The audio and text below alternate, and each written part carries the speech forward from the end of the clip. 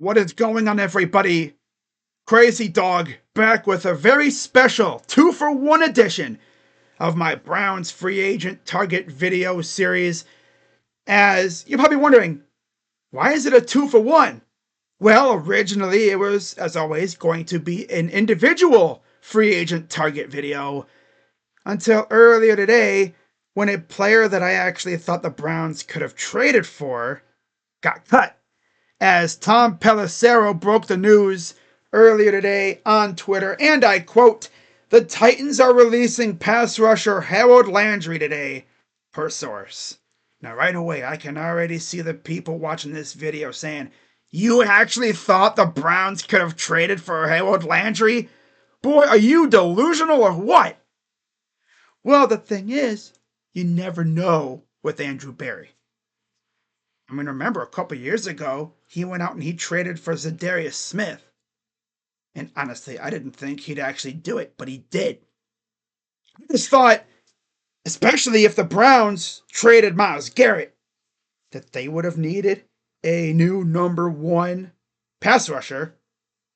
And I thought, if they traded Myles, maybe Andrew Berry goes out and trades for Harold Landry. Well, now you don't got to worry about trading for him because he is now a free agent immediately. He could legit sign tomorrow with a new team. Now, you look at Harold Landry's stats, and yeah, he's pretty good for the most part. Had a bit of a slow start to his career. 2018, played in 15 games, started 3, had 4.5 sacks. Bad. 2019, 9 sacks, played in and started 16 games. And then 2020 came around, again, played in and started 16 games, 5.5 sacks. Not too bad, right? But then 2021 came around, and this is important because when you take a look and see who was on that defensive staff, and you see that they had a certain fella by the name of Jim Schwartz on that defensive staff. Now, granted, Jim was only a senior defensive assistant, but still, he was on the staff. And, Harold Landry went out and had the best year of his career. Played in and started all 17 games, and he had a career best 12 sacks, and also a Pro Bowl nod, too. And then he followed that up with a torn ACL. Now, coming off the torn ACL in 2023, played in 17 games, started 10.5 sacks, solid year. And then this past season, once again, played in and started all 17 games, and he had 9 sacks. So yeah, he was getting to the quarterback quite a bit these last couple of years, even after the ACL injury. So clearly that didn't slow him down at all. Now, I mean, could the Browns still go out and get Harold Landry? Yeah, they could. Do I think they will? Probably not. Because the way I see it, Andrew Berry usually signs one big money free agent at least every couple years. Now, the last time we signed a big money free agent, it was Dalvin Tomlinson.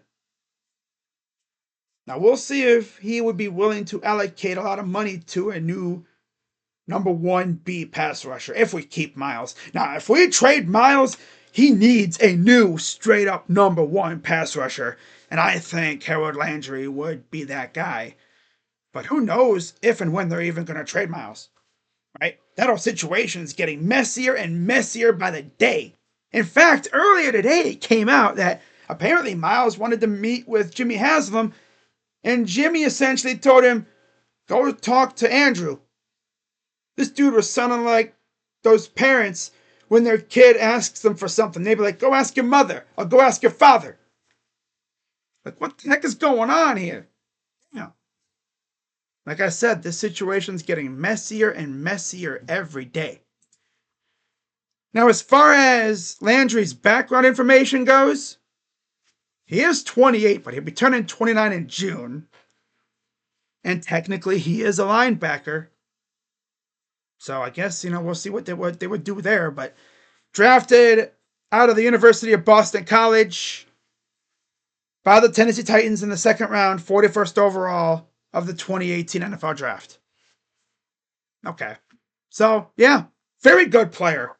Even, again, after the ACL injury, he's still a damn good player. And man, if you put him on this defensive line, with or without Myles, yeah, he'd be definitely one of the best players on that D line by far. Like, if you keep Myles and you go out and get Harold Landry, that's a nasty 1-2 punch at pass rusher. Oh my God. And then you got Dalvin Tomlinson inside with whoever else they put there, whether it's Michael Hall when he eventually comes back from his injury, if he comes back at all this year, because I don't know what his situation is. You still got, I guess, Mo Hurst is still here. You got Shelby Harris. Oh, no, wait. Mo Hurst is a free agent. Harris is still here for now. So, yeah, you still have Shelby, and I assume they're probably going to address interior D-line in the draft somewhere, like they always do. But I'm just going to assume Mo Hurst will be back because, I mean, come on, man. How could you not want the belly rub Selly to come back, though? We need the belly rub Selly back in Cleveland again. For sure. But yeah, I would love Harold Landry on the Browns, but obviously this guy wasn't the main part of this video. Just figured I'd include Harold because he was released today. Now, prior to Landry's release, the main guy in this video is also a pass rusher, and he also has a connection to Jim Schwartz. And if you've seen the title of this video by now, which obviously if you're watching this, you've seen the title and the thumbnail and everything, you know who I'm talking about today. Yep. I'm talking about Josh Sweat. Yep. Josh freaking Sweat, formerly of the reigning, defending Super Bowl champions, Philadelphia Eagles. Now, his background is a little bit younger. He'll be turning 28 in March. So, yeah, that's cool. He was selected by the Eagles out of Florida State in the 4th round, 130th overall of the 2018 NFL Draft. Okay. That's cool. Now you look at Josh Sweat's stats, and you see he kind of had a slow start, right? 2018, played in 9 games. He didn't even start a game until 2020. He didn't really do much up until 2022, where he had 11 sacks. Now, once again, it's important to note that his defensive coordinator for the first couple of years was Jim Schwartz. Yeah. Because Jim Schwartz was the D coordinator for the Eagles from 2016 until 2020. So, yeah. He had a hand in drafting Josh Sweat. And Jim Schwartz, of course, stepped away on January 7th, 2021. Stepped away from coaching and then came back in April as a defensive assistant with the Titans. And then, of course, the Browns hired him to be the defensive coordinator. Now, would Josh Sweat be willing to come play for the Browns to, once again play for Jim Schwartz? I'm sure he'd consider it. But obviously, he'd need a little extra motivation, if you know what I'm saying. Yeah, the money! Because, once again, we're in that situation where players won't take a pay cut to come play here. Because they're seeing what Myles Garrett's doing, right? And they're thinking to themselves, wait, are the Browns actually doing a rebuild? Is what Myles saying true? Are they actually rebuilding? 1 year removed from a playoff appearance? 2 years now.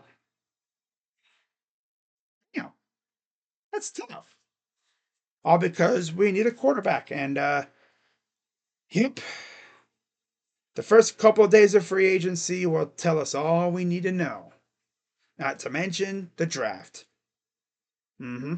If Andrew Berry goes out in free agency and he's aggressive, he's fortifying the positions of need with absolute dogs, that tells us that he is back to being a serious GM and that we're not rebuilding. Now, of course, the first clue that we should have seen when it comes to the Browns not rebuilding is Joel Bitonio coming back.